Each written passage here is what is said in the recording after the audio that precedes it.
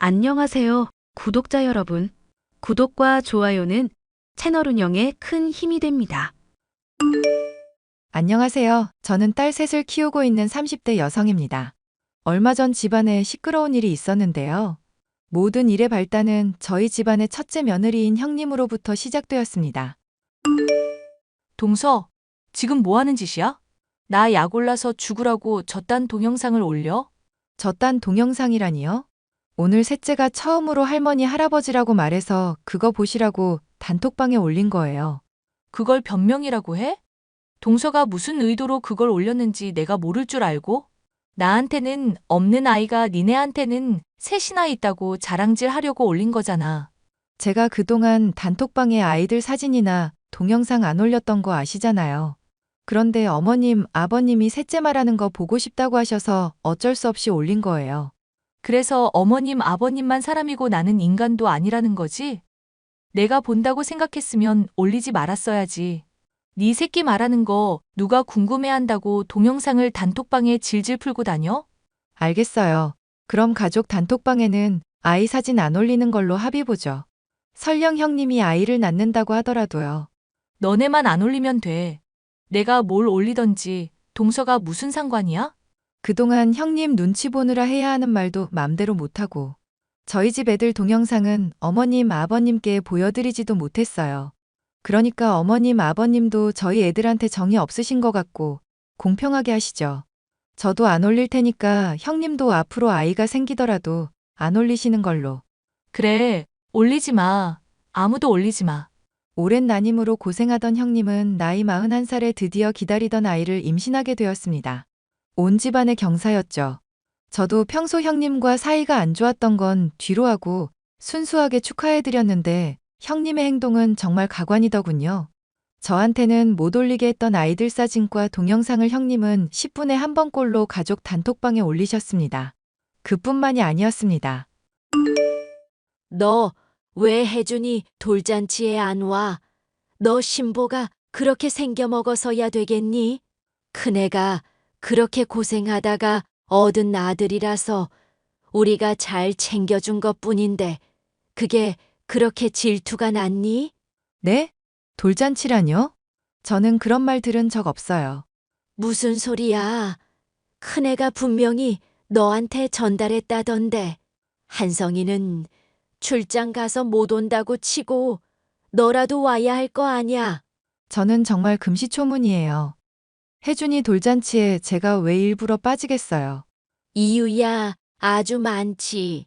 너는 줄줄이 딸만 셋을 낳았는데 큰애는 좀 늦기는 했어도 한 번에 아들을 낳았으니까 질투난 거 아니니?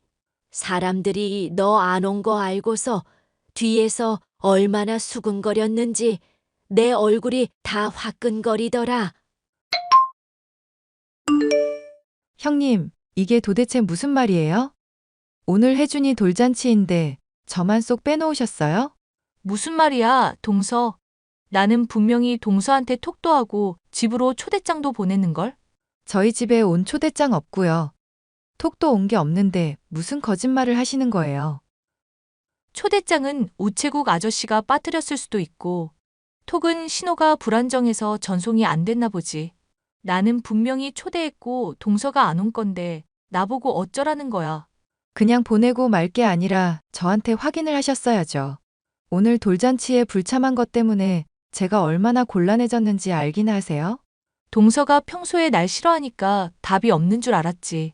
동서는 내가 가족 단톡방에서 뭐라고 해도 아예 답이 없잖아. 나는 동서가 가끔 단톡방 나간 줄 알고 멤버 확인해 본다니까. 그거야 형님이 아이 사진을 과하게 보내시니까 그렇죠. 저한테는 저희 아이 사진 보내지 말라고 해놓으시고선 형님네 아이 사진은 왜 그렇게 보내시는 거예요? 어머님, 아버님이 보내달라고 하도 성화여서 나도 어쩔 수가 없어. 동선에는 딸만 셋이라 영 실속이 없다고 하시잖아. 우리 혜준이야말로 진짜 친손자라고 하시면서 너무너무 예뻐하시는데 내가 별도리가 있어? 사진이라도 자주 보내드려야지. 형님, 지금 저랑 어머님 사이 이간질 하시는 거예요? 이간질이 아니라 그게 사실이야. 그러니까 동서는 나랑 어머님 사이에 낄 생각을 하지 말라고. 그동안 아이 많다는 이유로 관심 조금 받았겠지만 이제는 끝이야. 우리 혜준이가 우리 집안의 주인공이거든. 형님의 말대로 온 집안의 관심은 형님의 아들인 혜준이에게로 쏠렸습니다. 사실 그래도 전 상관없었습니다. 저는 저희 아이들을 키우는 데 있어서 다른 사람의 도움이나 관심을 필요로 한 건 아니었거든요. 그런데 보면 볼수록 과하다는 생각이 들었습니다. 선혜야, 이 동영상 좀 봐봐. 얘가 정말로 문제가 있는 아이 같아? 네가 아동 치료 쪽 전문가라서 너한테 물어보는 거야. 글쎄, 자세한 건 직접 봐야 알겠지만 내 눈에는 크게 문제가 있어 보이지는 않는데 누구 애기인데 그래? 우리 형님 아들인데 말야. 형님 말로는 얘한테 발달상 문제가 있다고. 지금부터 교정하지 않으면 안 된다고 난리잖아. 지금 놀이치료센터, 언어치료센터, 무슨 센터에서 4군데나 다니고 있어. 센터를 내 군대가 다닐 정도로 큰 문제가 있어 보이지는 않는데. 근데 그렇다고 하더라도 엄마가 판단할 문제니까 예진이 네가 신경 쓸 문제는 아니지 않아? 네 말이 맞아. 나랑은 상관없는 일이지. 그런데 돌아가는 상황을 보면 신경이 안 쓰일 수가 없어. 형님은 자기 애가 센터를 4곳이나 다닌다면서 맨날 우는 소리 불쌍한 척을 하고, 시부모님들은 형님이랑 친손자 불쌍하다면서 그 센터 비용을 다 내주고 계시다니까. 어머머, 그 센터 비용만 해도 꽤 될 텐데. 내가 진짜 더럽고 치사해서 이런 말까지는 안 하려고 했는데, 내가 애 셋 낳고 사는 동안 우리 시부모님이 뭐 해준 게 없거든. 솔직히 내가 좋아서 낳은 거니까 나도 바란 건 없었어. 근데 안 해줄 거면 똑같이 안 해주는 게 맞지 않니? 그렇지. 며느리가 둘인데 누구한테만 해주고 누구한테는 안 해주면 말이 안 되는 거지. 근데 우리 시부모님들은 말야. 형님이 아들 낳자마자 병원비, 조리원 비용 싹 다 해주시고, 옷이며 장난감 전부 백화점에서 사다 바치시더라. 최근에는 걔가 다니는 센터 비용까지 내주신다는 거 듣고 내가 정말 어이가 없었어. 네가 많이 서운했겠다. 내가 관심을 끊어야겠지. 이러다가 나만 스트레스 받고 나만 힘든 거니까. 저는 그렇게 형님네와 관련된 일에 관심을 일체 끊으려고 했습니다. 그런데 저는 우연한 기회에 형님이 뭔가를 숨기고 있다는 것을 눈치채게 되었습니다. 형님, 지금 어디세요? 나 지금 센터. 혜준이 놀이치료 받으러 왔어. 아, 놀이치료센터에 와 계시는구나. 그것도 어머님이 비용 다 대주고 계시는 거죠? 그래. 왜? 안 입고? 아니, 그런 건 아니고요. 혜준이 치료 잘 받고 있나 궁금해서요. 혹시 그 센터 이름 좀 알려주실 수 있어요? 제 친구가 그쪽 전문가인데 도움을 드릴 수 있을지도 몰라요. 동서는 내일에 관심 꺼. 혜준이 일은 내가 알아서 할 거니까. 형님이 혜준이 놀이 치료를 받고 있다고 말한 바로 그 시각, 형님은 백화점에서 쇼핑을 하고 있었습니다. 저는 뭔가 이상하다고 생각해서 그날부터 저희 두 아이를 어린이집에 보낸 후 막내를 들쳐업고 형님 뒤를 밟았습니다. 얼마 지나지 않아 명절이 다가왔는데 저희 시어머니께서는 길을 걷다가 넘어지셔서 입원을 하게 되었습니다. 아이고, 역시 우리 큰애 음식 솜씨가 짱이구나. 어쩜 이렇게 반찬 하나하나가 다 정갈하니. 음식은 다 정성이라고 하잖아요. 어머님을 생각하는 제 마음이 담긴 거니까 맛있는 거죠. 둘째, 너는 어째 이 시어머니가 입원을 했다는데도 코빼기도 안 보이니? 정말 죄송해요. 그치만 저희 둘째가 대학병원에 입원 중이어서 제가 거기 붙들려 있어요. 어머님 병원도 찾아뵙지 못해 죄송합니다. 입원한 이유가 뭐라고 했더라? 갑작스러운 알러지 반응이에요. 검사를 여러 번 했는데도 아직 정확한 원인을 못 찾았어요. 그러게 별 볼 일 없는 여자애를 셋씩이나 낳아대니 그렇게 애들 몸이 약하지. 쯧쯧. 네? 나처럼 하나 낳아서 잘 키울 생각을 해야지 말야. 케어도 안 될 정도로 줄줄이 낳아놓고 그게 뭐 하는 짓이야? 어머님 보살필 정신도 없을 정도로 바쁜 게 말이 돼? 그거 아주 애새끼가 아니라 짐덩어리네. 짐덩어리야. 형님, 말씀이 너무 지나치신 거 아니에요? 너희 형님이 틀린 말한 것도 아닌데 뭘 그렇게 화를 내니? 너네들 딸 줄줄이 낳을 때부터 알아봤어. 둘째 낳고 못 낳게 했었어야 하는데 기어이 셋째까지. 아이고, 저 군 식구들 먹여 살리느라 우리 아들 고생할 거 생각하면 벌써부터 눈물이 앞을 가리는구나. 어머님, 됐고, 이제 곧 명절인데 내가 입원해 있는 처지니까 둘째 네가 차례 준비하거라. 조상님에 대한 예의를 소홀히 하면 안 되는 거 알지? 저는 저뿐만 아니라 저희 아이에게까지 막말을 하는 형님과 시어머니에 대해 더 이상 참지 않기로 결심했습니다. 형님, 차례 음식 한두 가지만 해서 보내주세요. 형님, 음식 솜씨가 그렇게 좋으시다니까 저도 정말 기대가 되네요. 어머님이 동서한테 시켰는데 왜 나한테 그래? 귀찮겠으리. 제가 전반적으로 준비할 테지만 형님께서도 한두 가지 정도는 해서 보내시는 게 이 집안 며느리 된 도리 아닐까요? 형님이 그런 걸 귀찮게 생각하시는 줄은 상상도 못했어요. 정말 그게 그렇게 귀찮으세요? 아, 알았어. 동서 은근히 사람 피곤하게 한다. 어머님 앞에서만 착한 척하면서 뒤로는 손윗사람을 막 부려먹네. 가식 덩어리. 네, 제가 좀 그런 면이 있죠. 그럼 음식해서 저희 집으로 보내주세요. 명절이 다가오자 음식이 담긴 택배 상자 하나가 도착했습니다. 거기에는 형님이 한 음식들이 들어있었는데 한눈에 보기에도 먹기가 싫을 정도로 성의가 없어 보였습니다. 맛도 처참했고요. 저는 그 음식을 소량으로 포장하여 시어머니가 입원해 계시는 병원에 퀵으로 보냈습니다. 나한테 보낸 퀵 받았다. 이게 다 뭐냐? 차례 음식이에요. 입원해 계시더라도 드실 건 드셔야죠. 한번 맛 좀 보세요. 둘째야, 너 이걸 제사 음식이라고 만든 거냐?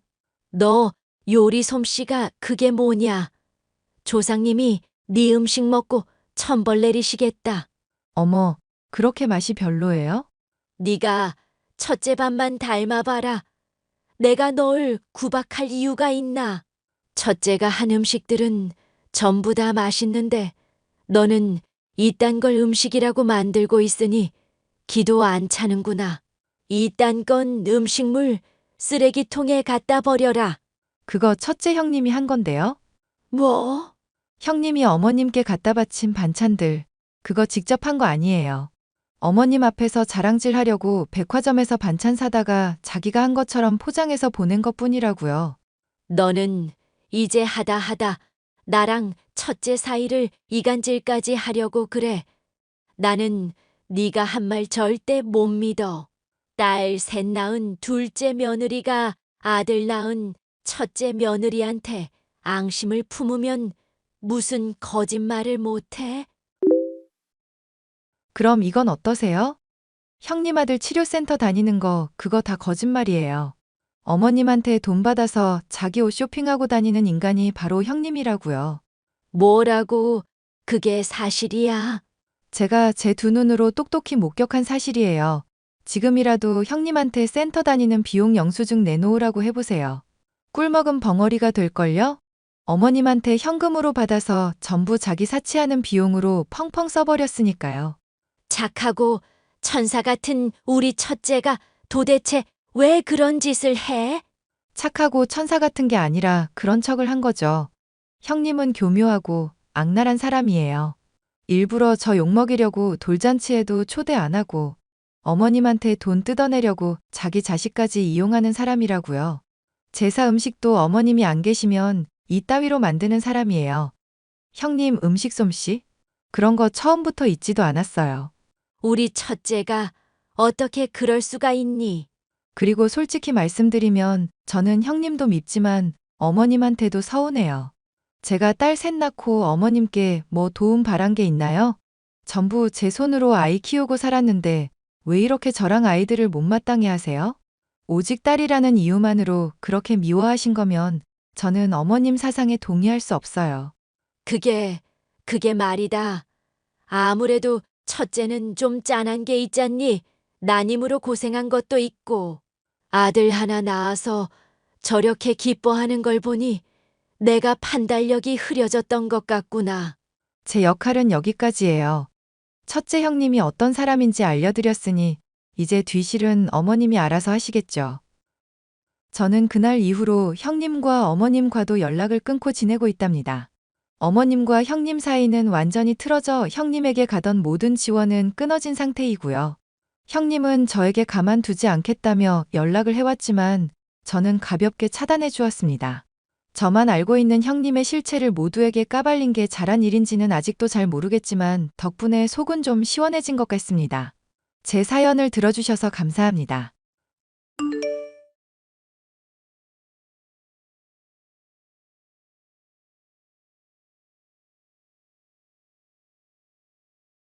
안녕하세요.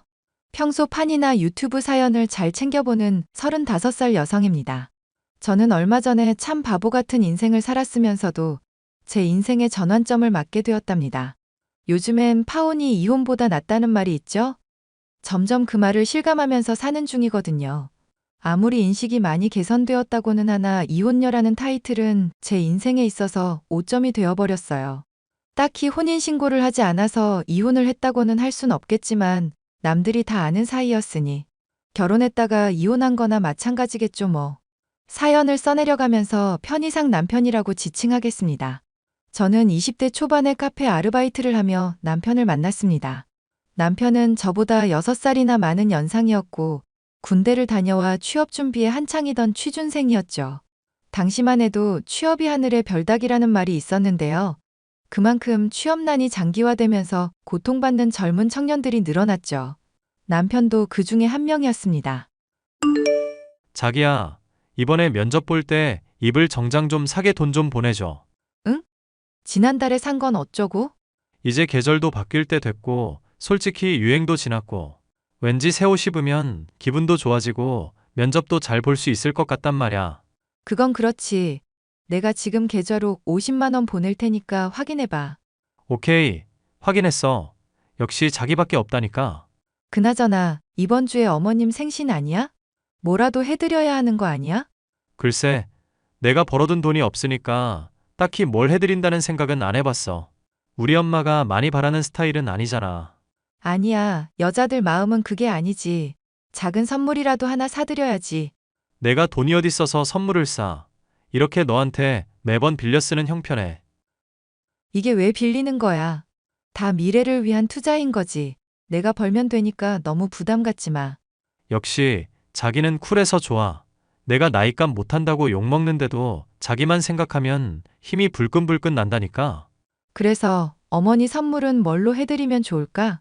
안 그래도 저번에 백화점에서 목걸이 세트 보시던데 그게 가격이 좀 나갔어. 얼만데 그래? 80 얼마 했던 것 같아. 근데 솔직히 요즘 금값도 많이 떨어졌고. 이왕 해드리는 거 좋은 거 해드려. 내가 100만 원 더 보낼 테니까. 꽃이라도 한 다발 더 사드리고. 허튼데 쓰면 안 된다? 알겠어. 그나저나 오늘은 일 늦게 끝나. 늘 그렇지. 손님들이 가야 끝나는데 끝날 기미가 안 보인다. 하필 동창 모임이라네. 그럼 오늘 저녁에도 못 보겠네. 면접 준비해야 해서 잠깐이라도 보려 했더니.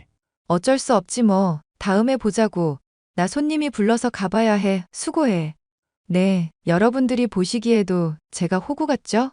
22살쯤에 아르바이트를 하며 남편을 만나 첫눈에 반한 뒤로 무엇에 홀렸는지 남편의 뒷바라지를 자처했어요.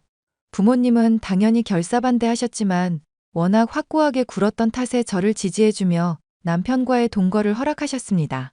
남편은 오랜 시간이 지났음에도 불구하고 취업이 잘 안 되는 모양이었습니다. 저는 낮에는 부모님이 운영하시는 마트에서 일을 하고 저녁부터 새벽녘까지는 호프집에서 일을 했어요. 그리고 주말에는 택배 아르바이트를 하며 생계를 책임지고 있었습니다. 제가 대학을 가지 않은 이유는 책상에 가만히 앉아서 공부하는 게 적성에 안 맞기도 했고 부모님을 따라 사업이라는 걸 해보고 싶은 이유였습니다. 부모님은 동네에서 작은 마트를 운영하고 계셨어요. 남들은 마트가 뭐 대수냐고 하지만 이래봬도 부모님은 전국에 체인점이 30개가 넘는 마트를 운영하고 계십니다. 30살이 다 되어가는 나이에도 변변찮은 직업도 아니고 밤낮 없이 일만 하는 딸이 불쌍하셨는지 원래 직원들이 받는 월급보다 조금 더 쳐주셨고 덕분에 생활은 모자람 없이 할 수 있었어요. 아가, 저번에 현성이 통해서 선물 잘 받았다. 어머, 어머니 너무 잘 어울리세요. 역시 어머니가 보시는 안목이 있으시죠. 현성 씨가 언급해줘서 제가 수월하게 골랐어요. 아주 만족스러워. 그런데 이제 너네들 슬슬 결혼할 때 되지 않았어? 아직 현성 씨 직장도 안 다니고 저희도 지금이 더 좋기도 하고요. 자리 잡고 나서 천천히 생각해 보게요. 아니, 그래도 그렇지야 너희들이 알고 지낸 시간이 몇 년인데, 그러다 나이 다 까먹고 애도 안 낳고 그럴라고? 에이, 아니죠. 현성 씨 취직하고 자리 잡으면 바로 할 거예요. 안 그래도 이번에 합격 못하면 죽어야 된다면서 아주 이를 갈더라. 이번에 대기업에만 3군데 지원했다며. 아유, 그 놈의 새끼 눈만 높아서. 솔직히 이왕 취직하는 거 좋은데 하면 좋죠. 그러다 너 떼놓치고 후회할 일 생긴다. 준비 안 되어 있어도 이때다 싶으면 하는 거야. 그러다 좋은 사람 놓치고 후회하지 말고. 오빠랑 저랑 보낸 세월이 얼만데요. 아, 그리고 지난번에 챙겨주신 반찬 잘 먹었습니다. 그래, 그렇다면 다행이고. 우리 현성이 굶지 않고 잘 챙겨줘서 나도 반찬 해다 줄만 난다. 그리고 너 요즘 수입 좀 어떠니? 저야 뭐 똑같아요. 부모님 가게에서 일하고 밤에도 아르바이트 다니고요. 그래서 우리 아들 잘 챙겨주기나 하겠니? 너무 일만 하면서 지내도 못 써. 차라리 너도 현성이처럼 어디 회사에 취직하는 건 어때? 에이, 저는 어디 한 군데에 얽매이는 게 싫어요. 오히려 이런 게 더 생동감 있고 좋은데요. 걱정 마세요, 어머니. 우리도 형편이 좋은 건 아니라서 많이 보태주질 못한다만, 그래도 어디 가서 기죽지 않게 해줘야 한다. 아, 그리고 이번에 그 집 전세로 돌렸다며? 누구 명의로 했니? 제 명의로 했어요. 대출 안 받고 하느라 정말 죽을 뻔했어요. 아니, 왜 우리 아들 명의로 안 하고? 제 돈 들어갔으니까 제 명의로 했죠. 오빠가 아직 수입이 있는 게 아니니까요. 그리고 애초에 제가 살던 집이라서요. 그래도 그렇지. 남자 기죽이지 말아라. 나중에 회사 들어가면 번듯하게 전셋집이라도 있어야 하잖니. 거의 10년 가까이 남편을 뒷바라지하면서 단 한 번도 힘들다는 생각을 한 적은 없었습니다. 불평 한 번 없이 그럴 수 있었던 건 남편에 대한 믿음이 확고했기 때문이에요. 그렇게 여느 때와 다름없이 일상을 보내고 있었습니다. 그러다 남편이 좋은 소식을 전해왔죠. 드디어 원하던 회사에 최종 합격을 하게 된 겁니다. 당장 다음 주부터 신입사원 교육받으러 가야 한다길래 축하 파티를 해줄 시간도 빠듯하겠더라고요. 저와 제 부모님, 그리고 시어머니는 그동안 고생했다며 남편에게 축하 인사를 전해주기 바빴어요. 저는 따로 만날 시간은 없고 해서 직장 다니면서 입고 다닐 옷 사라고 200만 원을 보내주었고, 저희 부모님도 축하 선물이라며 지갑은 두둑히 채워 다니라며 300만 원 보내주셨고요. 그런데 말입니다. 남편이 대기업에 취직한 탓인지 어느샌가 분위기가 싹 바뀌더라고요. 물론 시어머니도 저를 대하는 태도가 많이 달라지셨어요. 자기야, 오늘도 야근이야? 신입사원이 맨날 그렇지 뭐. 아직 일도 배워야 하고 처리할 게 한두 가지가 아니야. 그렇다고 이렇게 일을 많이 시켜? 이번 주만 해도 벌써 집에 못 들어온 지 2일째인데. 낸들 알아. 위에서 이렇게 하라는 걸 어떻게. 아니, 나는 걱정돼서 물어본 거지. 월급도 박봉인데 조금 편하게 쉬게 해주지. 회사 일이 그렇게 만만한 줄 알아? 자기랑 이렇게 연락하는 순간에도 보고서 하나는 더 만들어야 돼. 나 바쁘니까 나중에 연락해. 그래. 너 지난번에 보약 지으라는 거 지었니? 아니요, 제가 깜빡했네요. 아니, 너는 깜빡할 걸 깜빡해야지. 우리 아들 먹일 건데 그렇게 소홀하면 어떡해? 죄송해요. 제가 일이 바빠서 깜빡했어요. 오늘 가서 바로 맞출게요. 쯧쯧. 젊은 게 벌써 그러면 되니? 그리고 내가 지난번에 집에 가보니까 살림이 아주 개판이더구나. 너는 그동안 뭐 했던 거니?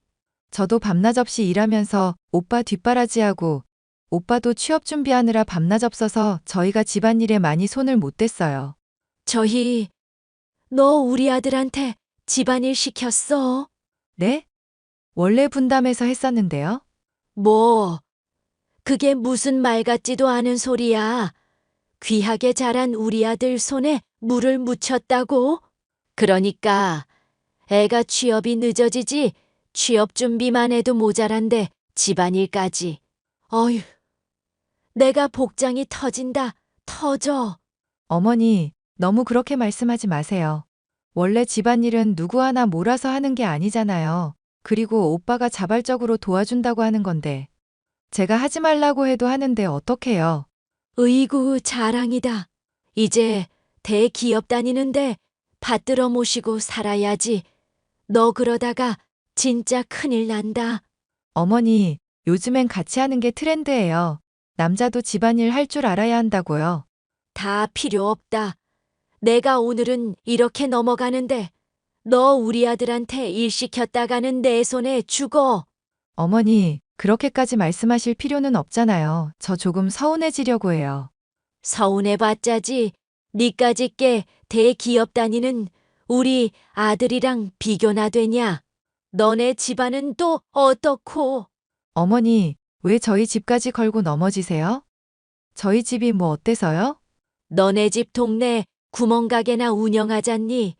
저 시내에 있는 대형마트도 아니고 고작 구멍가게인데 그거 갖고 유세 부리는 거냐? 왜 그렇게 말씀하시느냐고요. 어머님이 생각하시는 구멍가게가 무슨 수준인지 모르겠지만 저희 규모 나름 크거든요. 규모만 크면 뭐하냐? 사람들이 브랜드 찾는 게 다 이유가 있는 거야. 넌 아직 인생을 헛살아서 모르는 게 많은 거다. 시어머니는 대놓고 저희 친정을 깔보고 무시하기 시작하셨습니다. 이때 진작에 알아차리고 파혼했어야 했는데 사는 게 바쁘다는 이유로 그러지도 못했네요.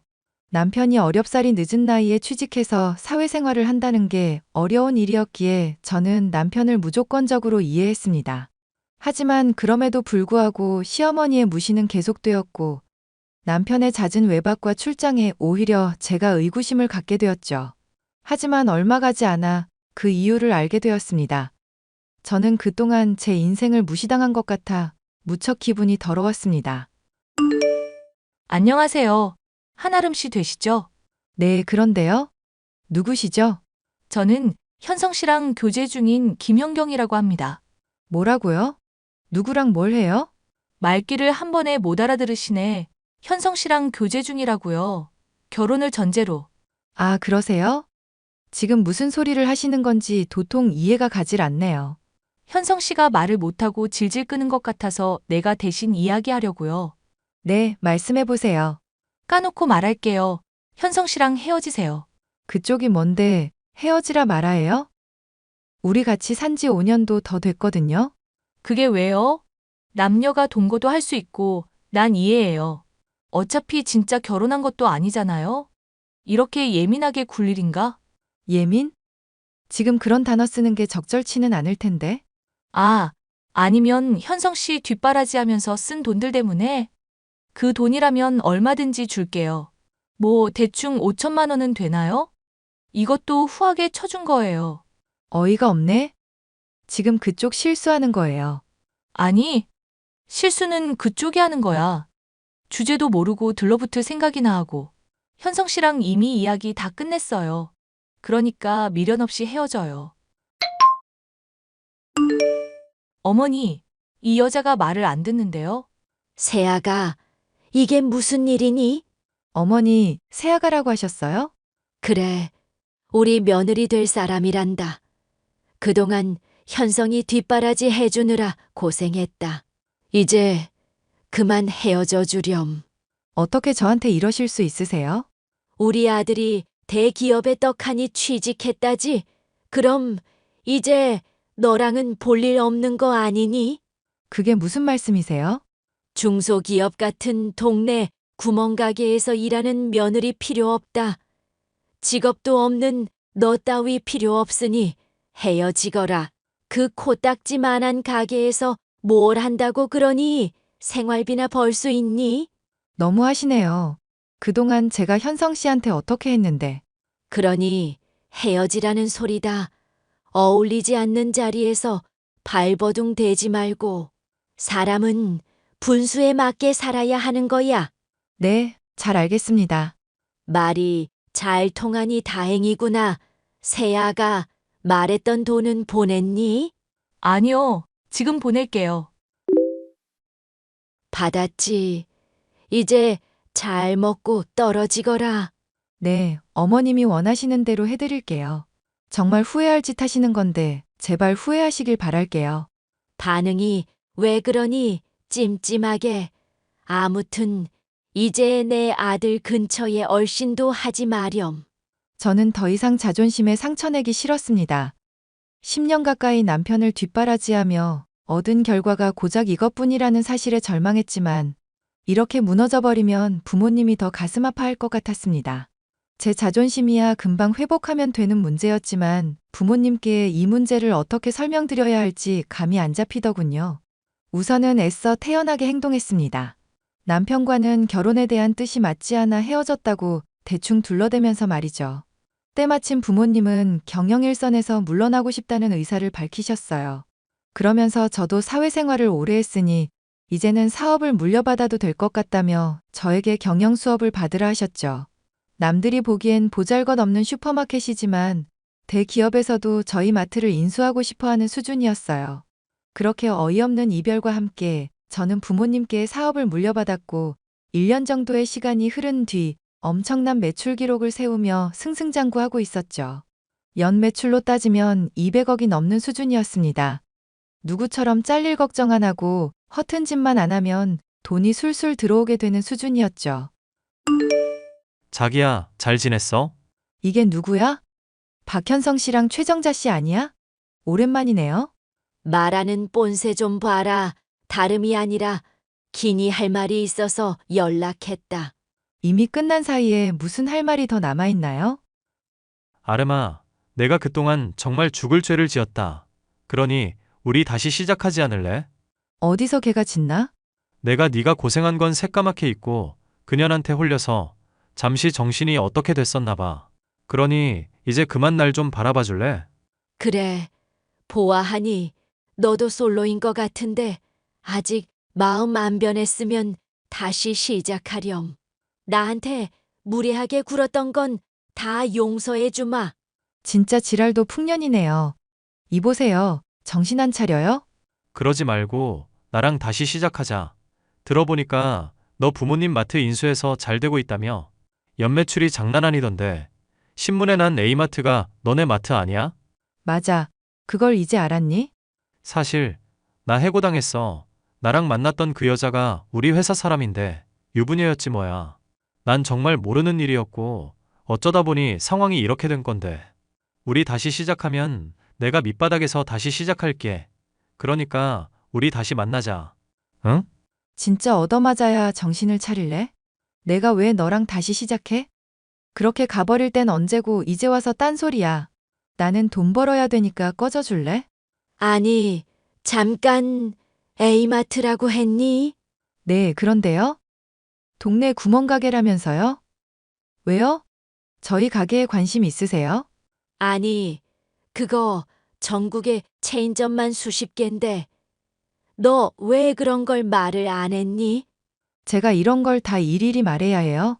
그리고 마트 사업하고 있다고 누누이 이야기했는데 귀등으로도 안 듣고 개무시한 건 그쪽인데요? 이제 와서 이러는 이유가 뭐예요? 아, 당신 아들 꽂아달라고? 아니, 이번에 몇백억 매출 났다고 기사 난 것도 봤다. 금전적인 여유가 있는 집안이면 진작에 말을 하지. 난 그저 동네 마트 운영하는데 잘난 척 하는 줄 알았잖니. 아휴, 우리 며느리가 A마트 사장이라니. 당신 정말 대단하더라. 이제 내 마음 받아주는 거야. 아주 북치고 장구치고 잘하시네요. 누가 다시 만난대요? 누가 다시 합친대요? 왜들 난리지? 계속 연락하면 스토킹으로 신고할 거예요. 아니, 그러지 말고 아가, 우리 이야기 좀 들어봐. 꺼지세요. 이 망할 놈의 인간들아. 남편은 만나던 내연녀와 불륜 관계인 사실을 회사에 들키고 말았고, 그로 인해 이미지가 실추되었다며 권고사직을 당했다고 합니다. 그 뒤로 마땅한 일을 찾기 어려웠던 남편은 일용직이며 온갖 아르바이트를 전전하다 저에게 연락을 한 거였어요. 유부녀한테 뒤통수 맞은 남편 놈도 웃기지만 자신의 정체를 철저하게 숨겼던 그 여자가 참 대단하게 느껴지더라고요. 이래서 다들 죽이 잘 맞는 사람을 만나야 한다고 말하나 봅니다. 남편은 그 뒤로도 끈질기게 연락해오며 제게 사랑을 갈구하더라고요. 제가 하도 받아주질 않으니 나중에는 돈 받은 거 토해내라며 악다구니까지 썼습니다. 저는 그들이 전화해서 말하는 내용, 저에게 한 행동들을 모두 증거로 남겨놓았고 언제든 신고할 수 있도록 준비를 마쳤습니다. 그랬더니 진짜 큰일이라도 나는 줄 알았는지 코빼기도 안 보이더라고요. 그 뒤로는 지금까지 제 할 일하며 잘 지내고 있습니다. 얼마 전에는 아는 분의 소개로 맞선을 보기도 했고요. 상처가 많은 저를 아주 따뜻하게 보듬어주는 고마운 사람입니다. 좋은 감정을 갖고 있고 올해가 지나면 행복한 소식을 전해드릴 수 있지 않나 싶네요. 남편 놈과 시어머니는 잠시 대기업에 근무하던 시절에 무리하게 대출받아 집을 사버린 탓에 매달 대출이자만 200 가까이 되는데 직장에서 잘린 남편은 어렵사리 일용직을 전전하며 그 이자를 메꾸고 있다고 하네요. 그리고 시어머니도 식당에서 설거지 일을 시작하셨다는 소식을 들었어요. 이럴 때 자업자득이라는 말을 쓰나 봅니다. 제 사연은 여기까지입니다. 들어주셔서 감사합니다.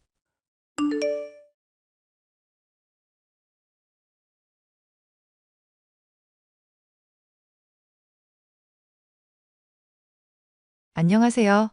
저는 40대 주부로 아들과 딸 하나를 키우며 남편과 행복한 결혼 생활을 하고 있었는데요. 개념 없는 동서로 인해서 결혼 생활 내내 힘들어하다가 최근에야 해방이 되어 편한 생활을 하고 있습니다. 제가 어떻게 동서로 인한 힘든 결혼 생활에서 벗어날 수 있었는지 사연을 얘기해 보려고 해요. 형님, 저 임신했는데 어떻게 명절에 애들 옷 사입히라는 식으로 돈 한 푼을 안 주실 수가 있어요?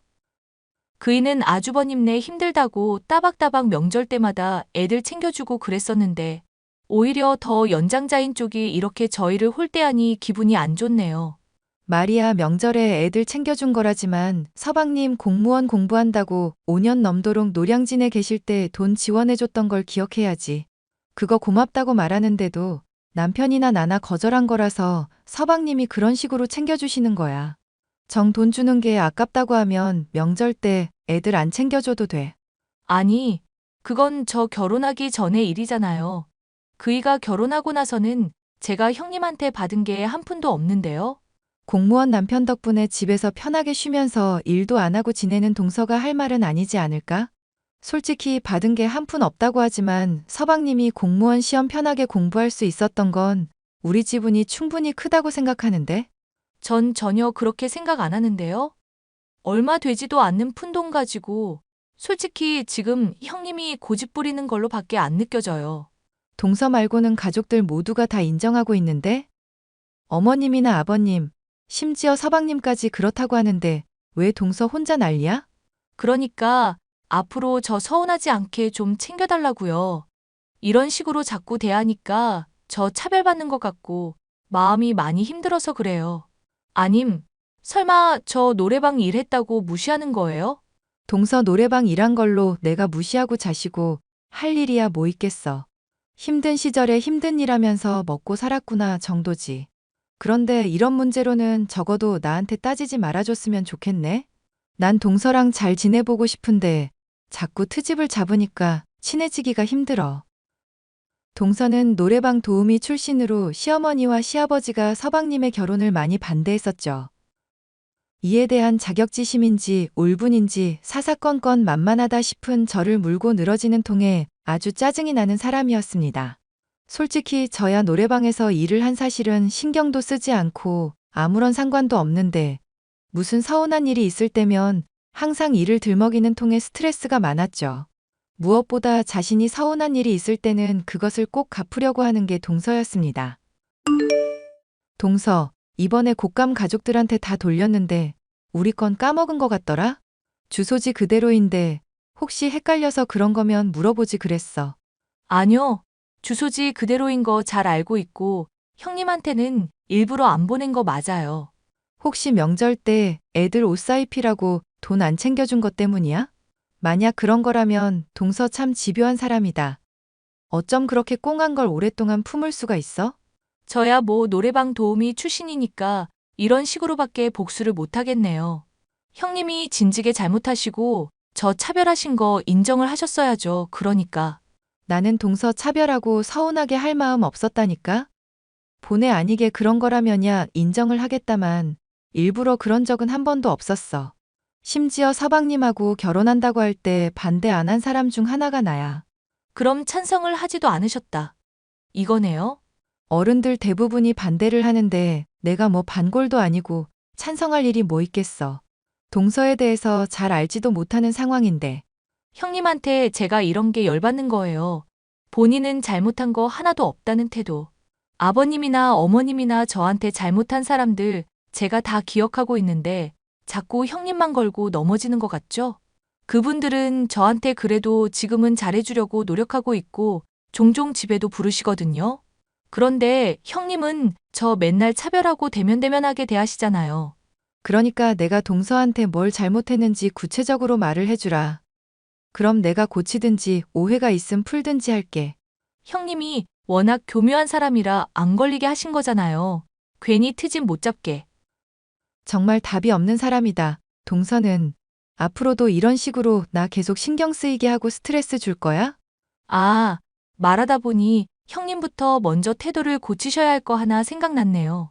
저번에 가족들 모였을 때 물건 뭐 하나 없어졌다고 하니까 다짜고짜 저 의심했었잖아요. 루아 커피인가 뭔가 하는 거 저는 관심도 없었는데. 말했었잖아. 동서가 말하는 게 뭔가 앞뒤가 안 맞는 게 이상하다고. 동서 도우미 일하기 전에 커피 바리스타 자격증 딸까 고민도 했었다며. 그럼 당연히 커피에 대해서도 어느 정도 알고 있을 거 아냐. 근데 어머님 집에 있던 루아 커피가 갑자기 사라졌다고 했을 때 동서가 뭐라고 그랬어? 커피 같은 거 자기는 먹을 줄도 모르고 관심도 없다며. 누가 봐도 이거 조금만 생각해보면 이상한 일 아냐? 또, 지금 저 도우미 일하는 거 은근슬쩍 꺼내신 거 맞죠? 무슨 말만 하면 항상 제 과거 이런 식으로 들추니까 제가 형님을 싫어하는 거예요. 제발 좀 저한테 잘해주시고 나서 서운하다 뭐다 말을 하시라고요. 이상한 것을 놓고 이상하다 짚었을 뿐인데 또다시 본인의 상처를 들먹이며 화제를 전환하는 동서였죠. 집안 사람들도 이렇게 저와 동서가 사이 나쁜 것을 알다 보니 어떻게든 친해지게 만들려고 부더니도 애를 썼습니다. 특히 시어머니는 저와 동서를 종종 집으로 부르시며 친하게 만들려고 같이 만두를 빚는다든가 요리를 가르쳐 주시는 등 친해질 수 있는 시간을 갖게 해주셨죠. 예, 아가, 너 제발 좀 둘째 며느리한테 입 바른 말 하는 것 좀 그만두거라. 나이 먹어서 너희 둘이 싸우는 거 보면 내 심장이 콩닥콩닥거리고 속이 울렁거려서 그래. 어머님, 죄송한 말씀이지만 저도 동서 어지간한 문제는 참아주고 있어요. 그런데 동서가 자꾸 선을 넘고 물건을 훔친다거나 훤히 보이는 헛짓거리를 하니까 문제죠. 나도 걔가 가끔은 개념 없이 군다고 느낄 때가 있다. 하지만 사랑으로 보듬고 잘 대해주다 보면 걔도 인간인데 언젠가는 좀 마음을 돌리지 않겠니? 너무 미워만 하지 말고 기왕 이씨 집안 식구로 받아들인 김인이 조금은 너그럽게 바라봐 주려고 하자꾸나. 어머님이 마음이 너무 좋으셔서 그래요. 이렇게 잘해주면 고마운 줄을 알아야 하는데 오히려 사람을 우습게 보니까 제가 화가 나요, 정말. 당장 저번만 하더라도 어머님이랑 아버님이 유산 물려주는 걸로 운 좀 띄운다 싶으니까 대뜸 아파트 갖고 싶어요. 땅 갖고 싶어요. 그게 할 얘기인가요? 그냥 주는 거 받는 것도 감지덕지 해야 할 판에 돈 욕심은 왜 그렇게 많은 건지 모르겠다니까요. 너도 이해해 주거라. 걔 얘기 들어보니까 어릴 때부터 집안이 많이 가난했다더라. 엄마는 이혼하고 아빠는 바람피고 매일 가족이 함께 지내면서 화목한 날이 없었다고 하니 마음이 아프더구나. 불쌍한 애다 생각하고 한번 잘해주려고 노력은 해보렴. 힘들긴 하지만 어머님이 그렇게까지 말씀하시니 저도 노력해 볼게요. 나중에 가족이 다 같이 모여서 오손도손 잘 지내는 모습을 하루라도 봤으면 좋겠다는 어머님의 간곡한 요청을 듣고도 모른 척 할 수는 없었죠. 저는 동서와 친해지기 위해 부단히도 노력을 했었고, 동서도 그런 마음을 아는 것인지 시어머니의 앞에서만큼은 제게 틱틱거리는 모습을 보이지 않으려 했습니다. 하지만 그러고 얼마 지나지 않아 또다시 문제가 생기고 말았는데요. 어머님의 집에 있던 물건들이 하나둘씩 사라지기 시작한 것이었죠. 어머님, 죄송하지만 동서한테 도벽이 있는 것 같아요. 귀신이 훔쳐가는 게 아니고서야 이렇게 자꾸 물건이 사라지는 게 말이 안 되잖아요. 괜찮다. 아직은 뭐 귀금속이며 비싼 물건들은 안 건드는 거 보니 필요해서 가져갔겠지. 내버려두면 언젠가는 뉘우치고 돌려주든지 할 테니까 신경 끄도록 해라. 어머님이 아버님이랑 노력해서 얻은 재물인데 집안 도둑년한테 그걸 다 뺏기도록 내놓아서야 되겠어요? 말을 해서 알아들을 종자였으면 제가 겁을 줬을 때 나중에라도 실토를 했었겠죠. 당장 지금만 해도 어머님이 저랑 친해지라고 부른 건데 또 도둑질이라니 이건 정말 상상도 못할 일이네요. 사실 아들 진우도 이거 짐작은 하고 있는 모양이더구나. 무슨 우울증인가 치료하고 있다는데 주기적으로 뭔가를 좀 훔쳐줘야 스트레스가 풀린다고 해서 눈 감아 달라고 하니 내가 뭐라 따질 일이 아니겠다 싶구나. 세상에, 서방님께서도 이미 그럼 알고 있으셨대요?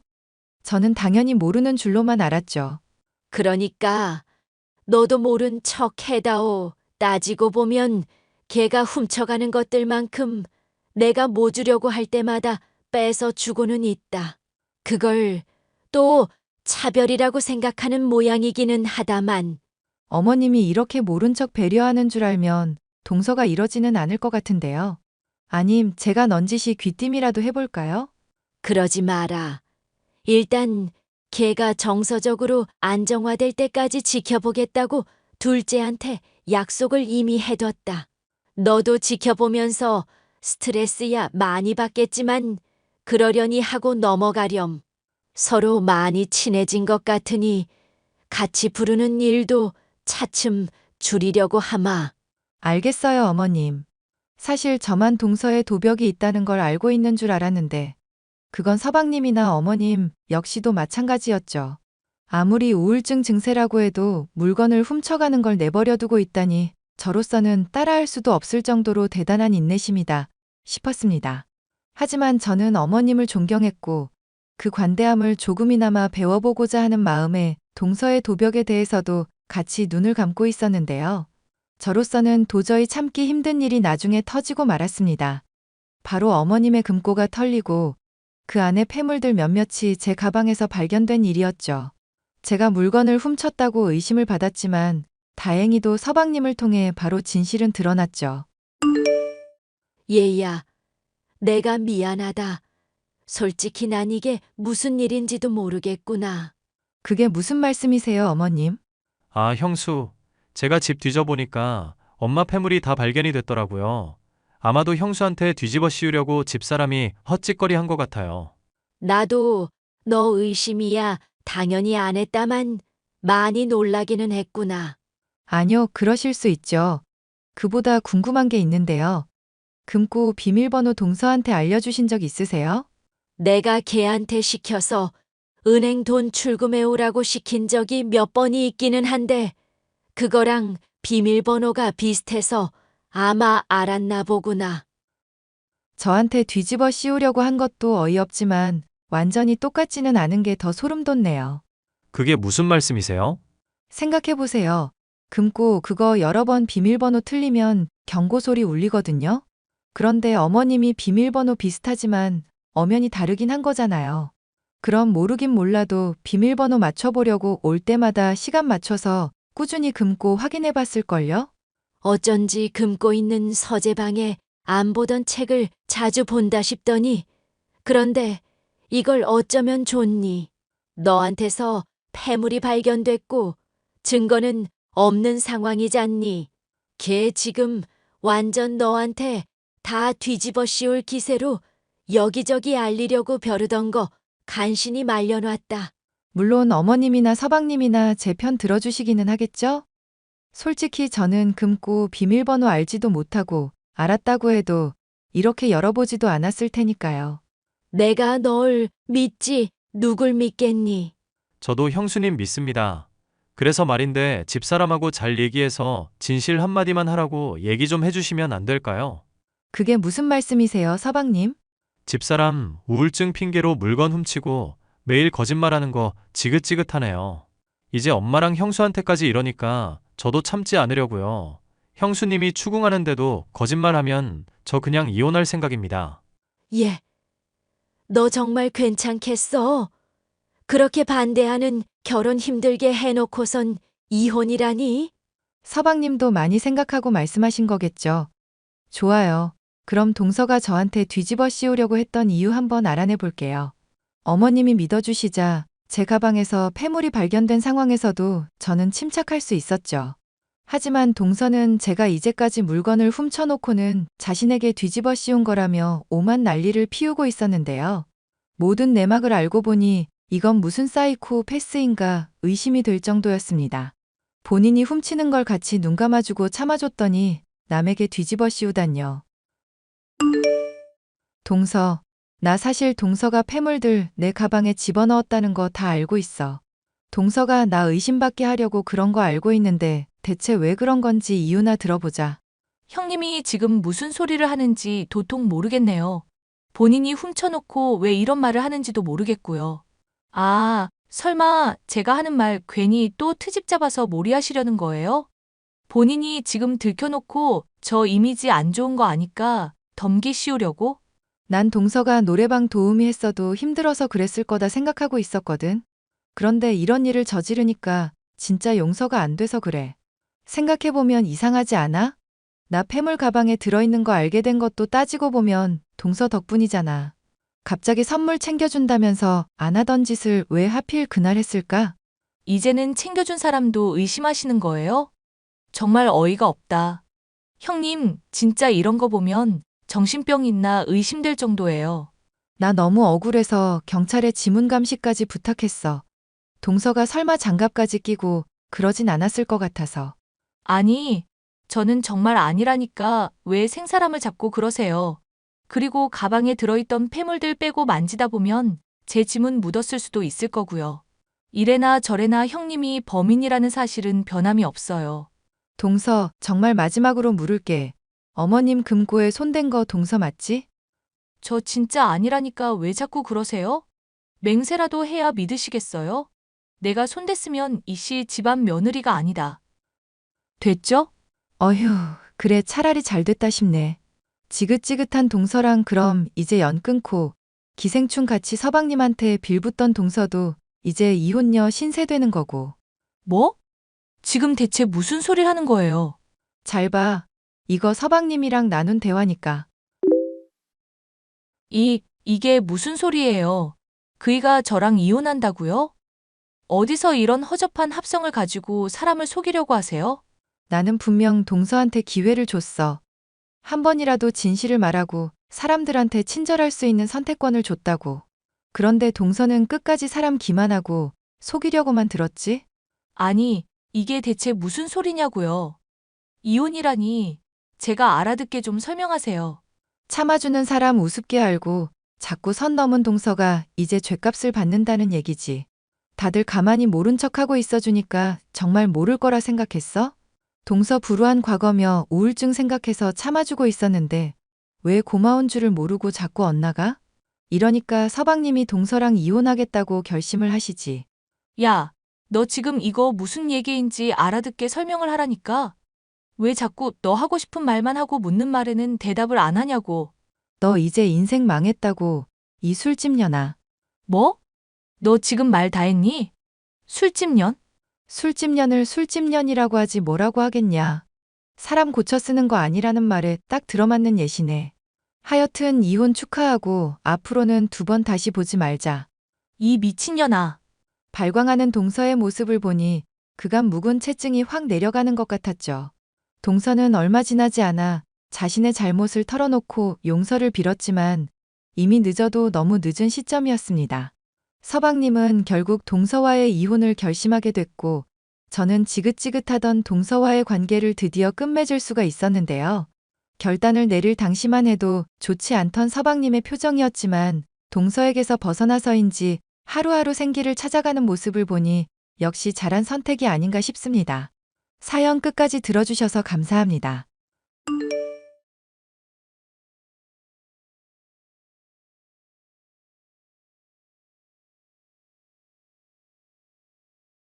안녕하세요. 얼마 전에 반대하는 결혼은 하는 게 아니다라는 말을 몸소 깨닫고 이혼한 32살 여성입니다. 저는 띠동갑의 나이 차이가 나는 남편과 25살이라는 어린 나이에 결혼했어요. 어릴 적에 부모님 다 돌아가시고 시장에서 장사하시는 할머니 밑에서 자랐습니다. 형편이 넉넉한 건 아니었기에 진작에 대학을 가겠다는 마음은 없었습니다. 그저 하루빨리 돈 벌어 할머니와 여유있게 사는 게 제 유일한 소망이었죠. 고등학교를 졸업하는 것과 동시에 공장에 취직해서 일했습니다. 그래도 학교 생활하면서 여러 가지 자격증 공부를 꾸준히 했고 또래에 비해서는 많은 월급을 받으며 일할 수 있었죠. 3교대 근무로 일을 해야 해서 몸이 피곤하긴 했지만 할머니와 행복하게 살 생각을 하며 악착같이 버텼습니다. 그러다 공장에서 남편을 만났어요. 남편은 공장에서 일하는 경력직 직원이었습니다. 저에게 첫눈에 반했다며 1년 정도를 따라다니다가 제가 마음을 받아주게 되면서 연애를 하게 되었죠. 주영아, 오늘도 늦게 들어온다니? 아니요, 오늘 낮 근무라서 6시면 끝나. 할머니 내가 보고 싶구나. 우리 강아지 오랜만에 갈비찜 좀 해주려고 그러지. 이 할미도 오늘은 수완이 좋아서 일찍 끝났거든. 나물 다 팔고 들어왔다. 우와, 고생했네. 우리 할머니, 나 바로 집에 가면 6시 반쯤 될 건데 내가 따로 사갈 게 있나? 그냥 빈손으로 와. 그리고 옆 가게 박 사장이 그러던데 주영이 너 만나는 남자 있니? 좀 더 확실해지면 말하려고 했는데 박 사장님 말하지 말라니까. 왜 뭐가 어때서 손주사위 될 사람은 뭐 하는 사람이다니? 같은 공장에서 일하는 팀장님이셔. 근데 나보다 나이가 조금 많아. 띠 동갑 차이나. 나이가 많긴 많구나. 그 나이 먹도록 장가 못 간 이유라도 있다니? 나야 모르지. 그런데 날 어찌나 좋아하는지 매일 결혼하자고 난리야. 아직 결혼하기엔 이른 나이인데 조만간 한번 데리고 완. 이 할미가 별다른 능력은 없어도 오래 살아보니 사람 눈빛만 봐도 어떤지 다 알겠더라. 알겠어. 조만간 한번 데리고 갈게. 이제 곧 끝나니까 조금만 기다려. 남편은 나이도 있고 해서 결혼을 빨리 서두르는 눈치였습니다. 솔직히 벌이도 나쁘지 않았고 생긴 것도 그 나이에 비해서 젊어 보이는 편에 속해서 결혼해도 좋겠다 생각했어요. 남들은 나이도 어린데 더 즐기다 결혼하지 그러냐며 제가 아깝다고 늘 말했습니다. 할머니께 인사드리니 할머니는 나이 많은 게 조금 흠이라고 하셨지만 저를 잘 대해주는 남편의 모습을 보시고는 결혼해도 좋다며 이내 허락을 해주셨죠. 시댁은 요양원에 계신 시아버지, 가정주부이신 시어머니, 아주버님, 남편 이렇게 4식구였습니다. 시아버지는 몇 년 전 뇌졸중으로 쓰러져 몸을 잘 가누지 못하는 상태였고 생활하기 불편하고 누군가의 보살핌이 있어야 해서 요양원에 입소한 상태였어요. 이런저런 상황들 때문에 솔직히 결혼이 조금은 망설여졌습니다. 시어머니가 정말 옛날 마인드를 갖고 계신 분이었거든요. 저는 자유롭게 제 할이라며 지내고 싶었는데 결혼하면 일 그만두고 집안일에 힘써야 한다고 하신 분이었죠. 하지만 남편을 사랑하는 마음이 컸기에 단단히 각오하고 남편과 결혼을 하게 되었답니다. 저희 집이나 시댁이나 따로 집을 마련해줄 형편은 되질 않아서 몇 년만 시댁에서 살기로 했어요. 하지만 그건 아주 잘못된 선택이었습니다. 이혼으로 가는 지름길인 줄도 모르고 그저 가족이 생긴다는 기대감에 마냥 좋아했던 저였죠. 지금 어디니? 장 보러 나간 지가 언젠데 아직까지 안 들어와? 어머니, 저 지금 들어가려고요. 장 보러 나온 김에 친구 만나서 잠깐 커피 한잔 했네요. 뭐라고? 너 지금 그럴 정신이니? 이제 두어 시간 뒤면 네 남편 퇴근하고 저녁 시간인데 저녁 준비해야지. 네, 저도 시간이 이렇게 된지 몰랐어요. 죄송해요. 지금 바로 갈게요. 도대체 정신머리를 어디다 두고 다니는 거야? 네 할머니가 널 그렇게 가르쳤니? 지금 당장 튀어와. 엄마, 나 오늘 회식해. 그러니까 집사람이랑 저녁 챙겨 먹어. 나 좀 늦어. 아이고, 우리 아들 밥은 먹고 다니는 거냐? 알았다. 우리 걱정은 말고 일 보고 들어와. 오늘도 좀 늦네요? 나도 다시 공장 가고 싶다. 얘 좀 봐. 어디 시어머니 앞에서. 여자는 그저 남편 내조만 잘하면 되는 거야. 어머니, 저도 일하던 사람이라 집에만 있으려니 갑갑하긴 하네요. 이참에 아르바이트라도 할까요? 말도 마라. 너 살림도 아직 배우려면 한참 남았어. 네 남편이 벌어다주는 돈으로 살면 되는 거지. 그렇게 돈을 벌고 싶니? 저 사람 혼자 버는 것보단 낫잖아요. 10만 원 벌고 20만 원 벌고. 그럼 더 여유롭지 않을까요? 나 때는 남편이 돈 안 벌어다 줘도 다 알아서 먹고 잘만 살았다. 네가 아직 살림을 못해서 그러는 거야. 너 퇴직하면서 받은 돈도 있고. 그럼요. 열심히 살림이나 배워야죠. 다음 주에 아버님 요양원 가는 날인데 저만 가면 되나요? 그래, 난 볼 일이 있어서 못 가. 그러니까 네가 가서 하룻밤 자면서 시아버지 수발도 좀 들어주고 그래라. 그 양반, 우리 안 본 지 오래돼서 적적해 할 거다. 당신이 여러모로 고생이 많네. 나도 같이 가면 좋겠지만 일이 많아져서. 아무튼 난 오늘 늦으니까 먼저 자. 예끼, 그런 소리 하지 마라. 여자가 집안일 하는 게 뭐 대수라고. 그러면 새아가 버릇만 나빠지는 거 모르니? 에이, 엄마도 너무 닥달하지 마요. 아무튼 나중에 봐. 알겠어요. 남들이 다 반대하는 결혼을 했던 이유는 그저 남편에 대한 믿음 때문이었습니다. 남편은 저한테만 잘하는 게 아니라 때때로 할머니까지 알들살들 잘 챙겨주었거든요. 하지만 결혼하고 나서는 제가 일을 그만두고 어느샌가부터 본인 일에만 집중하며 그전과는 다른 모습을 보였습니다. 시어머니는 며느리도 생겼겠다. 온갖 집안일은 저에게 맡기셨고 본인은 놀러 다니기 바쁘셨어요. 어린 나에게 시아버지 요양원에 가서 병수발 들고 시어머니와 남편 몇 끼니 해먹이며 산다는 게 어떻게 보면 참 불쌍하더라고요. 남들은 대학 졸업해서 취업을 준비한 해만에 하는데 저는 그런 거 없이 그저 살림만 하게 된 거죠. 그렇게 남들은 한참 멋부리며 사회생활도 하고 여행도 다닐 때 전 그냥 아줌마가 되어버렸습니다. 남편에게는 위로형이 하나 있었는데요. 웬일인지 왕래를 잘하지 않는 눈치였습니다. 그래도 직업이 의사라고 하니 정말 대단하다 생각하며 지내고 있었죠. 결혼식 때 처음이자 마지막으로 보고 인사를 한 게 전부였죠. 어머니, 할머니, 저 임신 8주 차래요. 그게 정말이니? 그럴 리가 없는데. 너 애 들어선 거 맞아? 반응이 왜 그러세요? 저 임신한 거 맞아요. 방금 병원 다녀왔어요. 우리 마누라 큰일했네. 나 이제 아빠 되는 거야? 뭐라고 임신했어 나이고 우리 손녀 기특하기도 하지 입덧은 없고 네, 없어요. 이 녀석이 효자인지 입덧은 없네. 너무 기뻐서 이렇게 한 번에 연락드려요. 오늘 나 일찍 끝나니까 집에 가서 봐. 어디 병원이니? 정말 임신한 거 맞아? 어머니, 왜 그러세요? 저 임신한 거 맞아요. 여기 튼튼 산부인과고요. 손주 소식이 기쁘지 않으세요? 내가 요즘 장사하느라 바쁘니까 나 대신에 우리 손녀 축하 좀 해줘요. 내가 나중에 시간 나면 다 불러서 식사 대접할게요. 네 사장어른. 그렇게 할게요. 새아가 어디쯤이니? 저 집에 거의 다 왔어요. 왜? 맛있는 밥이라도 해주게? 이제 아이 들어섰는데 몸보신도 좀 해야지. 아니, 글쎄, 새아가 일단 집에 와서 이야기하자꾸나. 너도 얼른 집으로 오렴. 그렇게 시댁살이를 하며 온갖 고생을 하던 저에게도 봄이 찾아왔습니다. 기다리고 기다려도 생기지 않던 아이가 느닷없이 찾아온 거예요. 그런데 말입니다. 제가 임신 소식을 알리자 시어머니는 별로 좋아하시지 않는 눈치였어요. 아들이 나이가 적은 것도 아니고 어린 며느리 봐서 손주까지 생겼는데 기뻐해야 할 일 아닌가요? 시어머니는 자세히는 말을 하지 않고 남편에게만 은근슬쩍 이야기를 하는 것 같았습니다.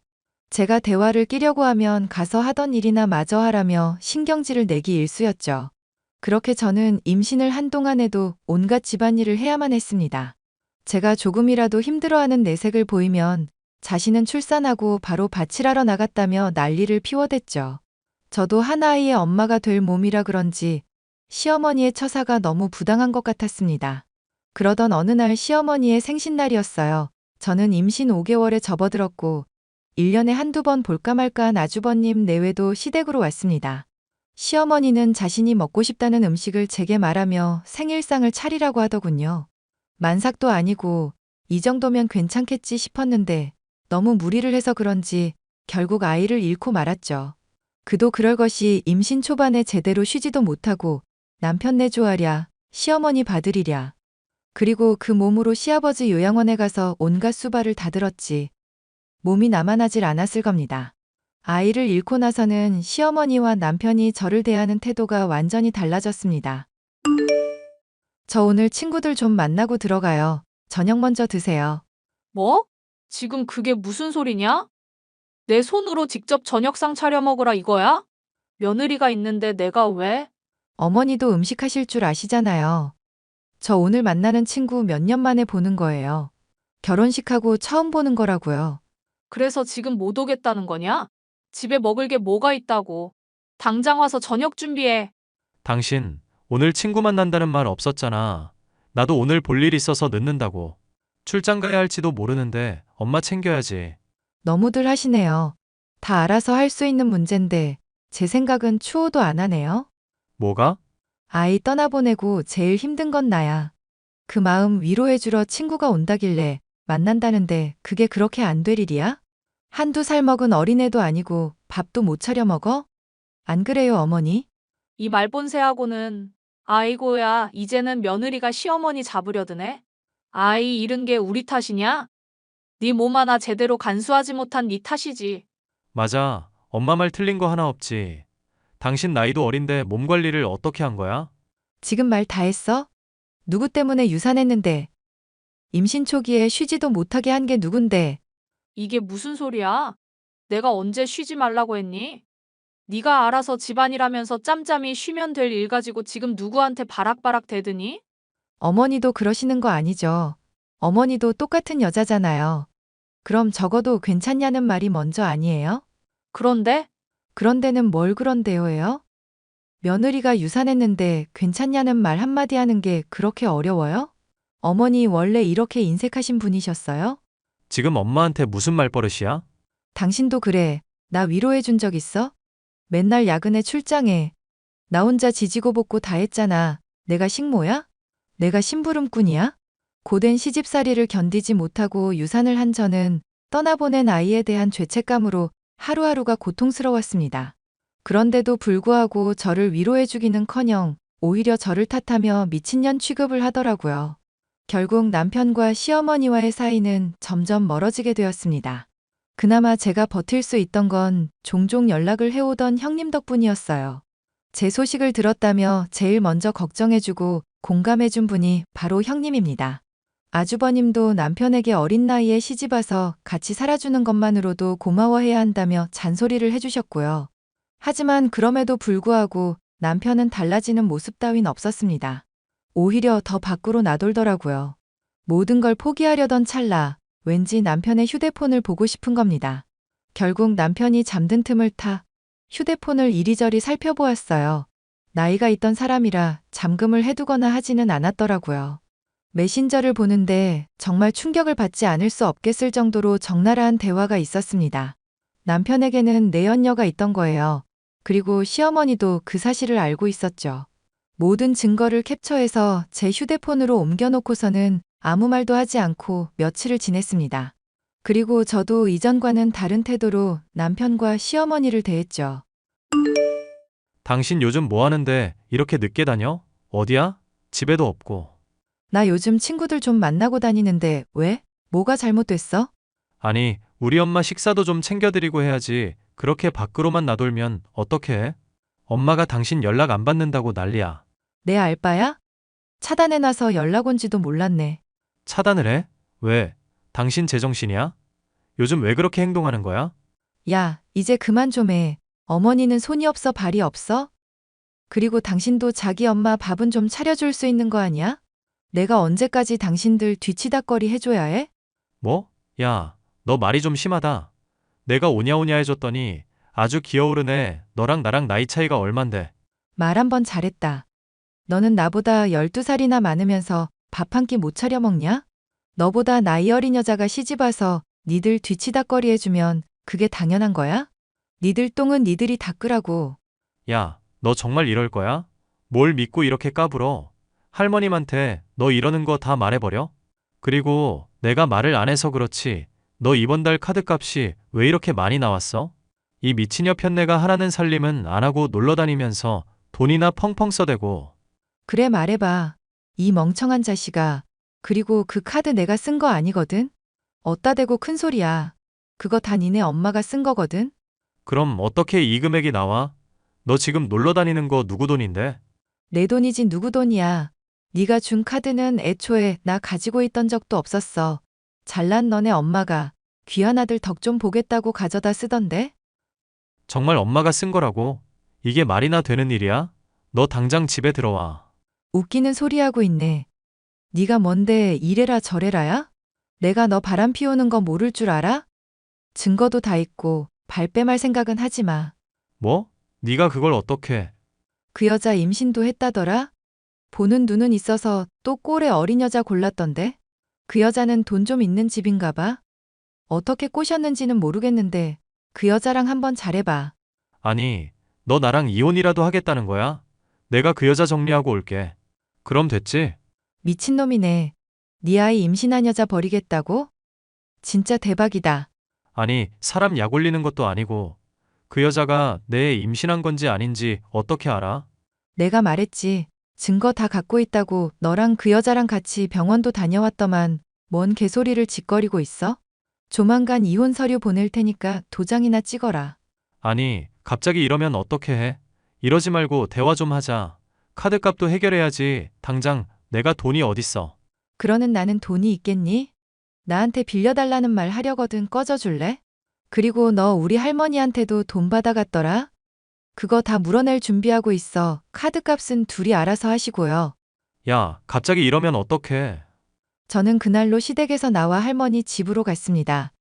표정이 어두운 저를 보니 할머니가 대충 짐작을 하셨는지 말없이 어깨를 두드려 주시더라고요. 그동안 고생했다면서 밥이나 마음껏 먹으라고 푸짐하게 한상 차려주셨습니다. 저는 다음날 날이 밝자마자 변호사를 선임해 이혼 소송을 진행했어요. 제가 갖고 있는 증거가 워낙 명백하다 보니 남편이 이렇다 저렇다 할 새도 없겠더라고요. 그리고 남편과 바람난 내연녀는 그제서야 남편이 유부남이란 걸 알았더라고요. 남편은 저에게 이혼 소송을 당한 것도 모자라 그 여자에게 사기죄로 고소당했습니다. 남편에게 위자료로 충분한 돈을 받았고 남편은 결국 사기죄로 실형을 선고받고 구치소에 수감되었죠. 시어머니는 저에게 끈질기게 연락을 해왔지만 접근 금지나 통신 제한이 가능해서 바로 신청해버렸어요. 더 이상 지긋지긋한 시댁과의 인연도 끝이 나버렸답니다. 그 뒤로 저는 할머니를 도와 시장에서 장사를 시작했어요. 작은 가게를 마련했고 거기서 할머니와 나물도 팔고 반판도 만들어 팔고 소소하게 생활하고 있답니다. 아직은 젊은 나이니까 새 출발을 해도 될진 모르겠지만 젊은 나이에 결혼과 이혼을 하게 되니 딱히 생각은 없더라고요. 그냥 이대로 만족하면서 제 인생을 살려고 합니다. 위자료로 받은 돈과 할머니가 여태까지 모은 돈으로 작은 집을 장만했고 풍족하진 않지만 부족함 없이 할머니와 둘이 오손도손 살고 있습니다. 제 사연은 여기까지예요. 구구절절한 제 사연 들어주셔서 감사합니다.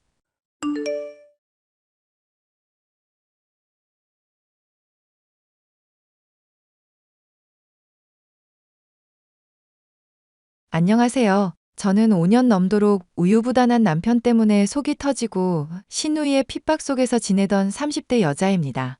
최근에는 그런 가족들과 아예 연을 끊게 된 일이 있었는데요.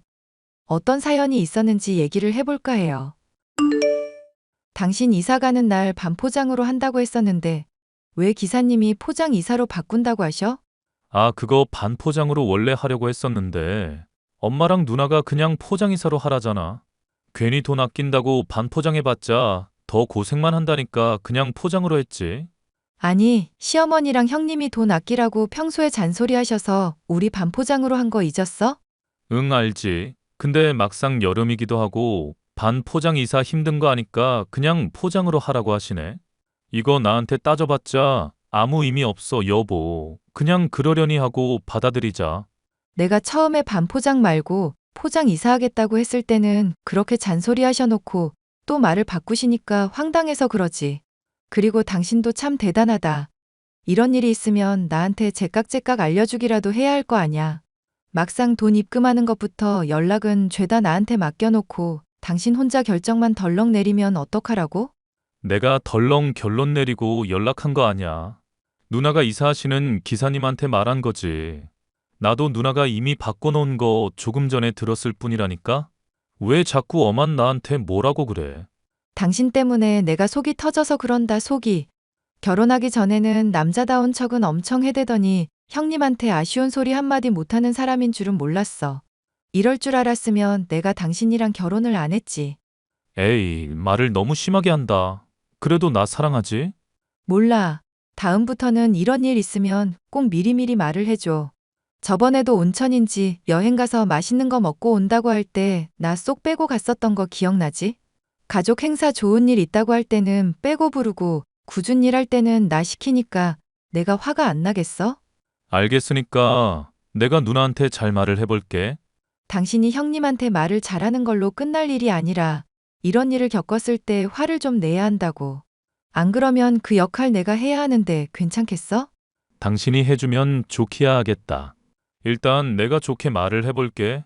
나 괜히 싸우고 이런 거 싫어하는 거 알잖아. 차라리 내가 좀 귀찮고 말지. 당신만 귀찮으면 그러려니 하겠는데 나까지 얽혀서 매번 문제가 되니까 그러잖아. 하여튼 앞으로는 신경 써줘. 결혼하기 전만 해도 댄스 학원의 강사로 매력적이고 남자답던 남편이었지만 결혼을 하고 몇 년 살다 보니 그 실체를 바로 알 수 있었는데요. 남편은 지독히도 우유부단하고 시누이나 시어머니의 말이라면 무조건 오케이 하는 사람이었습니다. 기껏 공들여 계획하고 결정하고 행동으로 옮기려는 것이 있어도 말 한마디에 무산이 되는 일이 잦으니 이건 정말 아니다 싶었죠.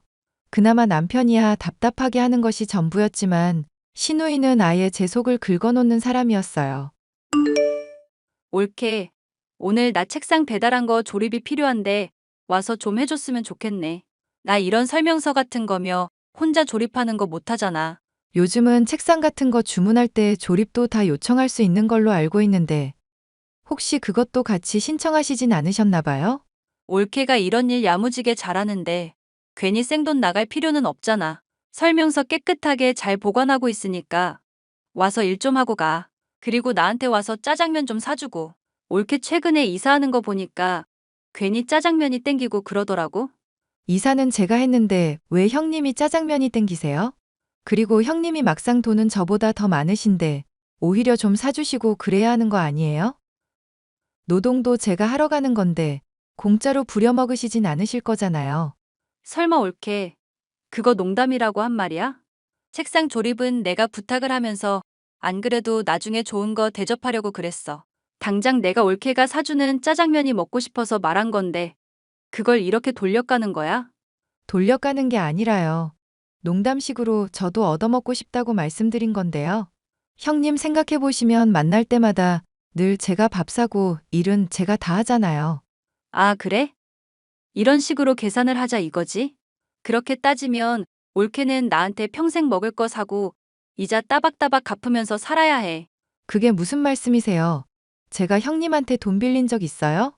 나한테 돈 빌린 거야 없지만 현백이 취직한 자리 내가 다 마련해 준 거잖아.